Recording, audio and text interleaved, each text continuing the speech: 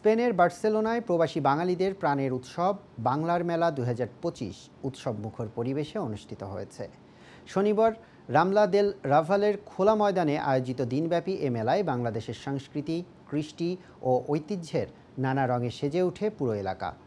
আয়োজক সংগঠন অ্যাসোসিয়েশন কুলতুরাল ই উমানিতারিয়া দে বাংলাদেশ এন কাতালুনিয়ার সভাপতি শফিকুর রহমানের সভাপতিত্বে এবং সিনিয়র সহসভাপতি শফিক খানের সঞ্চালনায় বিকেল ৬টায় শুরু হয় মূল সাংস্কৃতিক অনুষ্ঠানে অতিথি হিসেবে উপস্থিত ছিলেন বার্সেলোনায় বাংলাদেশের অনারারি কাউন্সিলর রেমন পেদ্রো এবং সিটি কর্পোরেশনের কর্মকর্তারা।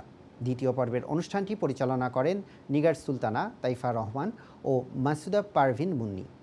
সাংস্কৃতিক পর্বে বাংলাদেশের জনপ্রিয় শিল্পী লিজা, তানহা, তানিয়া, আয়েশা মৌসুমী, সাগর বাউল, স্বর্ণলতা ও স্থানীয় শিল্পীরা গান ও নাচ পরিবেশন করেন।